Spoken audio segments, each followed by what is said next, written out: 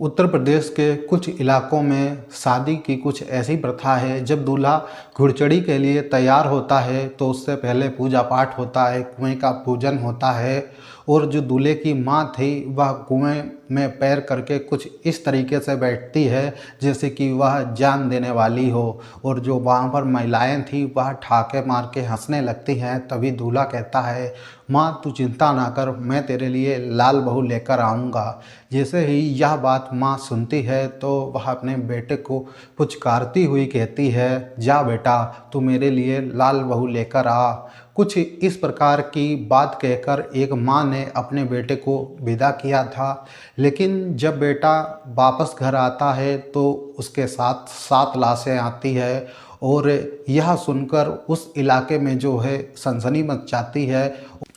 तो लोग सोचने पर मजबूर हो जाते हैं कि आखिर इतनी खौफनाक वारदात जो है इन लोगों के साथ कैसे हो सकती है। नमस्कार दोस्तों, मैं धर्मेंद्र आर्य आप सभी लोगों का आपके अपने YouTube channel quick real stories पर स्वागत करता हूं। फ्रेंड्स, आज की कहानी हमारी बहुत ही दिल दहला देने वाली है और सोचने पर मजबूर कर देते हैं कि आखिर कुछ लोगों की किस्मत ऐसी होती है जिन्होंने उसकी कभी कल्पना भी नहीं करी होगी। दरअसल आज की कहानी हमारी बहुत ही खौफनाक कहानी है। और जो भी इस जो है पूरे घटनाक्रम को सुनता है वह जो है इस घटना के बारे में जानकर दंग रह जाता है। तो फ्रेंड्स, कहानी शुरू करने से पहले अगर अभी तक आपने हमारे चैनल को सब्सक्राइब नहीं किया है तो सब्सक्राइब जरूर कर लें, क्योंकि हमारे चैनल पर इसी प्रकार की सच्ची घटनाओं पर आधारित कहानियां हम आपके लिए लेकर आते रहते हैं। तो चलिए आज की अपनी सच्ची घटना शुरू करते हैं। दरअसल आज की हमारी सच्ची घटना उत्तर प्रदेश का एक ज़िला है बिजनौर, और बिजनौर के ही पास में जो है हरिद्वार काशीपुर नेशनल हाईवे 74 है। और उसी की जो है एक जगह लगती है धामपुर। दरअसल 15 नवंबर 2024 की रात में जो है एक क्रेटा कार में 2 लड़के सवार होते हैं। एक जो गाड़ी चला रहा होता है उसका नाम सुहेल अलवी, और जो दूसरा लड़का अमन होता है। उसके लगभग रात 2 बजे के आसपास क्रेटा कार के आगे एक रोडवेज बस चल रही थी। वह जो है बस को कई बार हॉर्न भी देते हैं, लेकिन बस जो है अपनी स्पीड से चल रही थी। तभी उनके मन में ख्याल आता है क्यों ना इस रोडवेज बस को ओवरटेक करके आगे निकल लिया जाए। इस वजह से वह जो है क्रेटा कार की कुछ इस प्रकार से स्पीड बढ़ाते हैं, लगभग 150 किलोमीटर प्रति घंटा की रफ्तार से जो है बताई जा रही। और उन्हें शायद यह अंदाज़ा नहीं था कि रोडवेज बस के आगे भी कोई वाहन चल रहा है। जैसे ही क्रेटा कार रोडवेज बस को क्रॉस करती है और वह तुरंत जाकर जो आगे ऑटो चल रहा था उसमें बहुत तेज़ से जाकर लड़ती है जाकर, और बहुत तेज़ का धमाका होता है। क्रेटा कार भी उसकी चपेट में आ जाती है और वह जो है उलट जाती है। और जो टेम्पो होता है वह 50 मीटर तक जो है फिसलता हुआ चला जाता है, और उसमें जो मुसाफिर थे वह उसी टेम्पो में फंस जाते हैं। उस रास्ते से जो भी यात्री गुजर रहे थे वह जो है रुकते हैं। थोड़ी ही देर में बहुत भीड़ लग जाती है। पहले तो वह क्रेटा कार में जो 2 लड़के सवार थे उनके पास लोग जाते हैं और उनकी नब्ज टटोलते हैं। तो उनकी सांसें चल रही थी, वह जो है घायल थे। पहले तुरंत ही पुलिस कंट्रोल रूम को फ़ोन किया जाता है, और जो हाईवे की पेट्रोलिंग टीम होती है वह भी मौके पर आ जाती है। और साथ ही 108 नंबर पर एम्बुलेंस को फ़ोन किया जाता है। एम्बुलेंस तुरंत आती है और उन दोनों जो है लड़कों को वहाँ से लेकर अस्पताल पहुँचाती है। और उसके बाद जो है लोग उस ऑटो की तरफ जाते हैं तो देखते हैं कि एक दूल्हा है, एक दुल्हन है।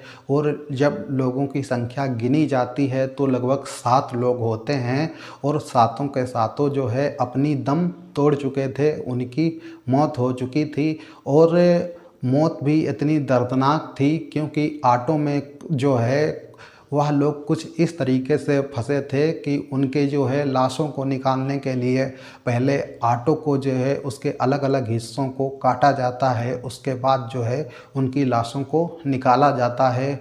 और जैसे ही यह बात जो है घर वालों को पता चलती है तो उनका रो रो कर बहुत ही बुरा हाल हो जाता है। दरअसल यह कहानी आज से 15 साल पहले शुरू होती है। उत्तर प्रदेश का एक ज़िला बिजनौर है और बिजनौर का ही एक इलाका लगता है धामपुर। दरअसल धामपुर में ही एक गांव आता है तिवड़ी। यहाँ का रहने वाला एक व्यक्ति जिसका नाम जो है खुर्शीद अंसारी था, वह दिल्ली में मेहनत मजदूरी किया करता था। कभी वह जो है ठेला चलाता तो कभी वह कबाड़ी का काम किया करता था। कुछ इस तरीके से वह अपना जो है जीवन यापन कर रहा था। तभी उसकी एक दिन मुलाकात झारखंड के मध्यपुरा ज़िला के रहने वाला एक गांव होता है परोहाबाद के अलीमुद्दीन से उसकी मुलाकात होती है। दोनों में आपस में बातचीत होने लगती है और दोस्ती जो है उन लोगों के बीच गहरी हो जाती है। और दोनों अब किसी के घर पर भी अगर कोई फंक्शन होता तो दोनों जो है परिवार एक दूसरे के घर आते जाते रहते थे। और जो खुर्शीद अंसारी था वह 2023 में अलीमुद्दीन से कहता है, अगर तुम्हें कोई ऐतराज़ ना हो तो मैं अपने बेटे विशाल की शादी तुम्हारी बेटी खुशी से करना चाहता हूं। अगर तुम्हें कोई ऐतराज़ ना हो तो जो अलीमुद्दीन होता है वह अपने घर में जो है सभी को जो है बताता है और दोनों परिवार की सहमति हो जाती है और उन दोनों का रिश्ता तय हो जाता है। और तारीख तय होती है 13 नवंबर 2024 को उनका निकाह होना था। लेकिन जो विशाल होता है वह अलीमुद्दीन से कहता है कि मैं अपनी बारात झारखंड नहीं लाऊंगा, मैं अपनी बारात दिल्ली से ही जो है यहीं से शादी करूंगा और यहीं पर मुझे रहना है। लेकिन जो लड़की के नाना होते हैं उनका नाम आलम होता है, वह कहते हैं कि भाई साहब हमारे भी कुछ लोग हैं, हमारे भी रिश्तेदार हैं, हम भी दूसरों की बहन बेटियों की शादी में जाते हैं और जब अगर हम अपनी बेटी की शादी दिल्ली से ही विदा कर देंगे तो लोग यहाँ पर तरह तरह की बातें करेंगे और इसी बहाने आप झारखंड घूमने भी आ जाएंगे। तो दोनों के परिवारों के बीच में इस बात पर भी सहमति हो जाती है। दोनों परिवार बहुत ही साधारण किस्म के होते हैं और उनके बीच में बात होती है कि हम शादी में बहुत ही चंद लोग आएंगे, उसके बाद हम अपने यहाँ पर रिसेप्शन का प्रोग्राम करेंगे, उसमें सभी लोगों को बुला लेंगे। और जो इन लोगों को यहाँ से 10 नवंबर 2024 को जो है झारखंड के लिए निकलना था और इस बारात में जो है लड़के का जो पिता होता है खुर्शीद अंसारी और जो लड़का होता है विशाल और उसकी मौसी रुबीना और जो उसका मौसा होता है मुमताज़ और उसकी मौसी की लड़की दूल्हे की मौसी की लड़की जो होती है उसका नाम बुशरा होता है। लगभग यह 5 लोग तिवड़ी गांव से पहले मुरादाबाद जाते हैं और मुरादाबाद से ट्रेन पकड़ते हैं झारखंड के लिए और 13 नवंबर को वह जो है वहाँ पर पहुँच जाते हैं। आराम से उनका वहाँ पर बहुत ही भव्य स्वागत होता है और शादी भी बहुत आराम से हो जाती है, निकाह दोनों का हो जाता है और उन्हें 14 नवंबर की लगभग दोपहर के आसपास उन्हें जो है उनकी ट्रेन थी, लेकिन ट्रेन 8-10 घंटे लेट हो जाती है और वह उस ट्रेन को लगभग 8-9 बजे के आसपास रात में पकड़ते हैं। और जो मुरादाबाद में जब वह आते हैं तो 15 नवंबर रात के लगभग 12 बजे के आसपास वह ट्रेन उनको मुरादाबाद पे उतारती है और उसके बाद उन लोगों के सामने यह समस्या थी कि अब घर कैसे जाया जाए, क्योंकि उन लोगों ने सोचा था कि आराम से हम जो है दिन में आ जाएंगे और किसी न किसी तरीके से घर पहुंच चलेंगे। लेकिन रात हो जाती है और तभी वह जो है इधर उधर 1-2 ऑटो से बात करते हैं और एक ऑटो वाला होता है जिसका नाम अजब सिंह होता है, उससे तय हो जाता है पूरा सौदा कि इतने रुपए में। वहाँ से लगभग 65 किलोमीटर की दूरी थी जो स्टेशन से गांव के बीच की दूरी, और वह उसी ऑटो में सभी लोग सवार हो जाते हैं और जो ऑटो आराम से चल रहा था। जो ऑटो होता है वह लगभग 9 किलोमीटर की दूरी पर उनका गांव रह गया था।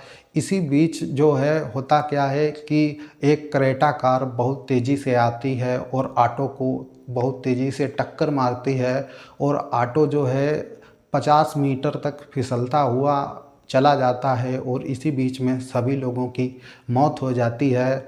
और जब उनके आधार कार्ड बरामद किए जाते हैं तो पता चलता है कि एक लड़का विशाल अहमद जिसका नाम है, जिसकी उम्र 25 साल के आसपास होती है और पिता खुर्शीद अंसारी की उम्र लगभग 65 साल के आसपास होती है और जो उसका मौसा था खालू मुमताज़, उसकी उम्र लगभग 40 साल के आसपास थी और जो उसकी मौसी रुबीना थी उसकी उम्र लगभग 35 साल के आसपास थी और जो उसकी मौसी की लड़की थी उसकी उम्र लगभग 10 साल के आसपास थी, बुशरा।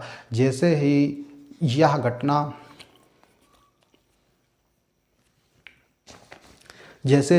घटना सोशल मीडिया पर वायरल होती है तो हर जगह सनसनी